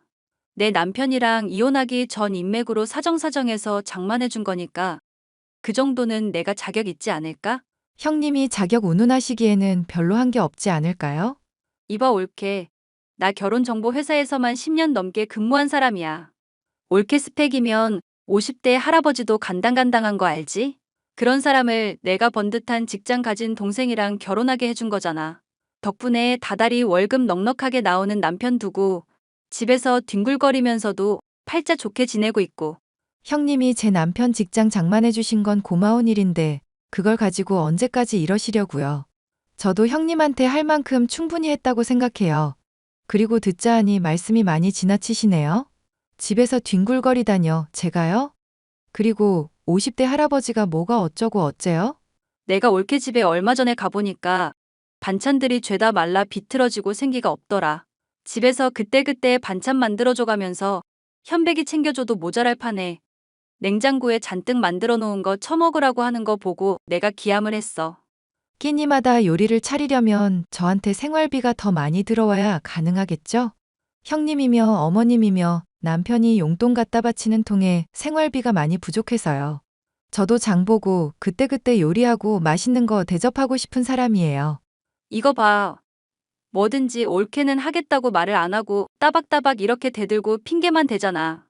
그러니까 내가 올케를 아무리 좋아하려고 노력해도 정이 안 드는 거야. 저라고 형님 마음에 드는지 아세요? 결혼하고부터 이제까지 남편이 힘들다고 하면 오구구 하시면서 제가 힘든 건 한 번도 신경 써주신 적 없잖아요. 솔직히 저로서는 서운한 것도 서운한 거지만 인간인 이상 짜증이 날 수밖에 없지 않겠어요? 됐고. 나는 올케랑 당분간은 할 얘기가 없을 것 같아. 이딴 식으로 손윗사람한테 구는 거 보니까 결혼을 더 적극적으로 반대했어야 됐겠다 싶네. 앞으로 사과할 때까지 절대로 나는 올케한테 좋게 대할 일 없을 테니까 그런 줄 알아. 저도 형님이 먼저 사과 안 하는 이상은 절대 사과 안 할 테니까 그런 줄 아세요. 전 신우이의 사이가 한번 틀어지게 되니 오히려 불편하기는커녕 편하기만 했습니다. 이런저런 이유를 대가며 저를 불러대고 괴롭히는 꼴을 안 봐도 되니 아주 만족스럽기까지 했었는데요. 남편은 신우이에게 사주라도 받았는지 사과를 해보라는 식으로 언급을 했었지만 저는 코웃음을 칠 뿐이었죠. 그렇게 시간이 조금 지나자 신우이는 본인이 또 아쉬운 일이 생겼는지 은근슬쩍 제게 말을 걸어오더군요. 올케. 내가 오랜만에 또 이렇게 연락을 하게 됐네. 안 그래도 부탁할 일이 있기도 하고 건강하게 잘 지내는지 궁금하기도 해서 연락해봤어. 저야 뭐 스트레스 받을 일만 없으면 늘 건강한 편이죠. 그런데 평생 저 안 볼 것처럼 그러시더니 왜 갑자기 연락을 하셨을까요? 올케 보고 싶은 때에 뭐 시기라도 정해져 있나. 그냥 이렇게 저렇게 연락을 하는 거지. 내가 옛날에는 너무 올케한테 막 대했었던 것 같아 미안한 마음도 있고 해서. 형님이 먼저 그렇게 말씀해 주시니 저도 마음이 많이 풀리네요. 아랫사람으로서 저도 많이 신경을 쓰고 존중을 해드려야 했는데. 에이, 지나간 얘기 재미없으니까 그만하자. 그보다 더 건설적인 앞일에 대해서 얘기를 해봐야지. 건설적인 얘기면 대체 어떤 얘기인데요? 요즘 엄마가 많이 편찮으셔서 누군가 돌볼 사람이 필요한 상황이거든. 아, 어머님 허리가 많이 안 좋으시다고 하더니 그것 때문인가 보네요. 아버님도 당뇨 때문에 많이 힘들다고 하시더니 어머님까지 그러셔서 어떡해요. 맞아. 근데 막 꾸준히 일하고 그런 건 아니니까 올케가 좀 많이 도와줬으면 어떤가 해서. 대신 내가 올케 일하는 만큼 돈으로 쳐주기도 하고 신경을 그만큼 써줄게. 신경을 써준다고 하시니 감사하기는 한데요. 저 남편도 챙겨야 해서 물리적으로 그게 가능할지 모르겠어요. 아, 현백이한테는 내가 이미 말을 해뒀어. 올케만 괜찮다면 얼마든지 그러라고 하네. 이번에도 남편을 통해 아무런 이야기도 듣지 못했던 저는 화가 끓어올랐습니다. 남편에게 따지니 자기도 좀 전에 들은 내용이라면서 또 핑계와 변명을 대더군요. 이런 남편을 매일같이 보느니 차라리 시어머니의 잔소리를 들으며 병간을 하고 돈이나 버는 게 낫겠다 싶어 저는 신우이의 제안을 수락했습니다. 그리고 얼마 지나지 않아 저는 신우이의 제안을 받아들이길 정말 잘했다 생각하게 됐는데요. 허리가 아픈 시어머니는 전과 같이 기력이 없었고 많이 아팠기 때문인지 제 병간을 정말 고마워해 주셨거든요. 어머님이 많이 아프신데 내가 있어서 다행이라고 그러네. 당신 요즘 혼자서 밥 차려 먹고 할 거 생각하면 많이 걱정이 되는데 괜찮아? 아, 나야 당연히 괜찮지. 당신 없어도 든든하게 밥 챙겨 먹고 잘 지내고 있어. 요리도 못하는 사람이 대체 무슨 수로? 누나가 반찬 여기저기서 얻어온 걸로 챙겨놨거든. 당신이 고생하는데 굳이 요리해달라, 반찬 만들어달라, 번거롭게 하는 거 미안하니까 걱정 마. 형님한테 신세 지는 것도 좀 껄끄러운데 조만간 내가 한번 들릴게. 아냐, 아냐. 당신은 그냥 거기서 엄마나 잘 돌보고 있어줘. 당신이 그렇게 신경 써주는 덕분에 내가 얼마나 고마운지 몰라. 덕분에 일도 더 집중할 수 있고. 웬일로 당신이 고집을 다 부리네? 알았어. 그럼 뭐 당신 뜻대로 해줄게. 저는 남편이 시어머니를 돌보는 일에 더 관심을 써주길 바라는 줄만 알았죠. 시누이가 저 몰래 남편을 조종하고 무언가를 꾸미고 있는 줄은 상상도 하지 못했습니다. 요즘 올케가 엄마 많이 챙겨준 덕분에 나나 현백이가 얼마나 마음이 놓이는지 몰라. 부부 사이에 조금 떨어지게 해서 미안하기는 한데 올케가 조금만 더 참아주면 좋겠어. 아버님도 많이 도와주시니 저야 뭐 어려울 거 없죠. 뭐 힘들긴 하지만 형님께서 돈도 주신다고 하니 근로라고 생각하고 있고요. 올케, 그런데 내가 부탁을 하나만 해도 될까? 미안한데 인증샷 같은 거 날마다 좀 기록을 해줬으면 좋겠어. 예를 들어 집안 청소 같은 거 하면서 어디를 어떻게 쓸고 닦았다.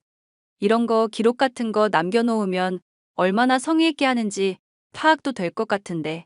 제가 열심히 한다고 해도 꼭 그런 게 필요할까요? 사실 노동이라는 게 그렇잖아. 주는 사람 받는 사람 온도차가 있거든. 나 그래도 올케한테 돈 주고 부탁하는 입장인데 최소한 내가 만족할 수 있을 정도로는 해줬으면 해서. 날마다 청소하는 거 깜빡하지 말고 신경을 써줬으면 하는 마음에서 그런 거야. 올케가 많이 힘들겠지만 좀 도와주라. 돈은 섭섭하지 않게 챙겨줄게. 응? 뭐 사진 찍는 거야 어렵지 않으니 너무 힘들게만 하지 말아주세요. 저도 남편 내버려 두고 이렇게 일하는 거라 마음이 편하지만은 않거든요. 알지. 올케 힘들어하는 거 내가 다 배려할게. 대신 집안일 날마다 하고 있다는 증거로 아침, 점심, 저녁마다 사진 좀 찍어줘.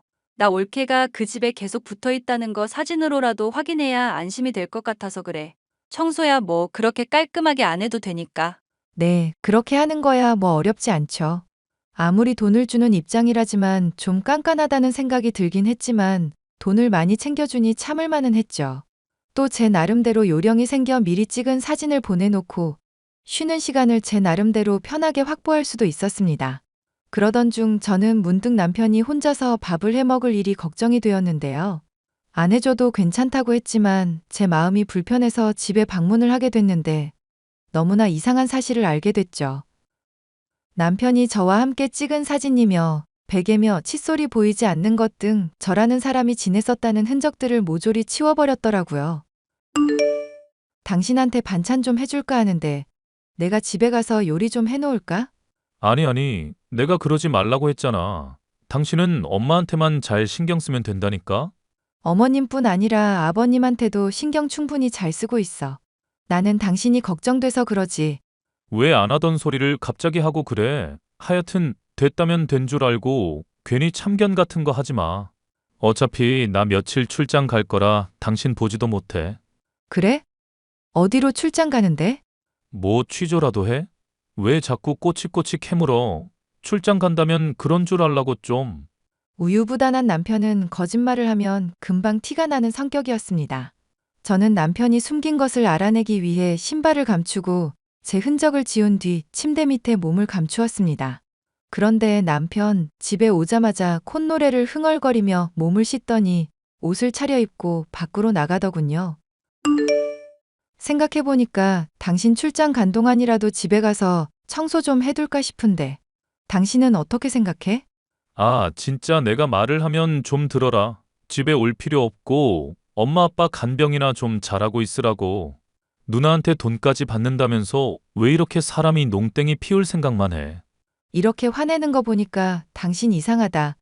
집에 뭐 감춰놓은 거라도 있어? 들키면 안 될 거라도 있는 사람처럼 구네. 아니, 내가 말을 하는데 안 들어주니까 그런 거잖아. 왜 자꾸 그러니까 사람 화를 돋구고 그래? 당신이 화도 잘 안 내는 편이고 고집도 잘 안 부리는 사람이니까 이상해서 그러지. 앞으로는 당신 말 경청할 테니까 말 조심 좀 해줘. 알겠어. 나 당신밖에 없는 거 알잖아. 이번만 내가 하자는 대로 좀 해주라. 뭔가를 감추는 게 확실하다는 생각이 들었고 저는 남편의 뒤를 밟았습니다. 그리고 결혼정보 회사 직원인 신우이의 주선을 통해서 남편이 맞선을 봤었고 어떤 여자와 결혼을 준비 중이라는 사실까지도 알아낼 수 있었죠. 그제야 시누이가 돈까지 써가면서 저로 하여금 시어머니를 돌보게 한 이유를 알 수 있었는데요. 이것만으로도 황당한 일이었지만 남편까지 신나하는 모습을 보니 어이가 없다 못해 화가 치밀었습니다. 답은 이혼밖에 없다 생각을 하고 있는데 시누이는 가족들끼리만 여행을 가고 싶다면서 제가 제사 준비를 미리 해두라는 어처구니 없는 말을 하더군요. 저는 그동안 시부모님의 집을 뒤져서 증거가 될 만한 것들을 죄다 찾아냈습니다. 아, 부모님 모시고 여행 오니까 너무 좋다 올케. 우리 휴양하고 올 테니까 제사상 다 차려놓고 인증샷 보내. 대신 이것도 다 돈으로 쳐줄 테니까 너무 서운해하지 말고. 그래도 옛날 생각하면 돈으로 쳐주니까 양반이잖아. 농담이라면 되게 재미가 없네요. 그래도 농담이라고 생각해주니까 고맙네. 올케 완전 어른 다 됐어. 너처럼 인간 쓰레기 같은 거랑 잘 지내는 게 어른이면 난 그냥 어른 안 할란다. 뭐? 올케 미쳤어? 갑자기 인간 쓰레기라니. 뭔 막말을 이렇게 뜬금없이 해? 혹시 부모님 없다고 집에서 낮술이라도 거하게 마셨어? 아니, 니들 개 같은 인간인 줄 알고 개밥 사료로 제사상 잔뜩 차려놨어. 이 개 같은 놈들아. 뭐? 개 같은 놈들? 올케 정말 미쳤구나. 왜 이러는지 이유나 좀 묻자. 네가 제사상 차리라고 할 때부터 바로 욕 뱉고 싶었던 거 참았던 이유 뭔지 알려줄까? 시부모님, 아니, 개 같은 종자 낳은 년놈들부터 싸질러진 년놈들까지 죄다 한통 속인 거 알아내려고 그랬던 거였어. 서랍 뒤져보니까 청첩장도 나오고 이미 상견례도 한 거 같더만. 이 미친 것들이 나한테 왜 잘해주나 했다. 올케 좀 오해가 있었던 모양인데 일단 침착하고 얘기부터 듣자. 내가 가만히 있을 줄 알아? 있는 죄 없는 죄 다 물어가면서 고소할 거라고. 무슨 말인지는 알겠는데 솔직히 현백이 스펙이 아깝잖아. 올케만 좀 참아주면 우리 집안도 더 좋은 집안 될 수 있어서 그래. 그리고 내가 전에 말했었지? 나 솔직히 올케 싫어한다고. 나도 좀 이뻐할 수 있을 만한 올케 좀 받아보고 싶어. 좀 도와주라, 응? 미친년, 아주 상종을 못할 년이구만. 제발 좀 넘어가주라. 내가 돈으로 다 갚아줄게. 200만 원이면 될까? 엄마 돌봐준 거랑 해서 위자료까지 그걸로 좀 퉁쳐보자. 올케 그걸로도 충분히 먹고 살 수 있을 만큼 소박한 사람이잖아. 더 듣고 있자니 귀가 썩겠다. 꺼져. 올케. 저는 결국 남편과 이혼 소송을 진행하게 됐고 시누이의 주도하에 몰래 결혼을 하려던 남편은 상대 집안에 발각이 나서 따귀를 거하게 얻어맞고 사기죄로 소송까지 받게 되었습니다. 일이 이렇게 되고 나니 시어머니의 허리는 더 악화가 되었고 시아버지는 당뇨에 합병증까지 겹쳐 오늘 내일 한다는 얘기를 들을 수 있었습니다. 시누이는 그제서야 정신을 차렸는지 제발 동생이랑 재결합해달라며 애원을 해오고 있지만 그들의 삶이 어떻게 되건 간에 죗값을 치르는 것일 뿐이니 신경 쓰지 않고 제 남은 인생을 즐기려고요. 사연 끝까지 들어주셔서 감사합니다.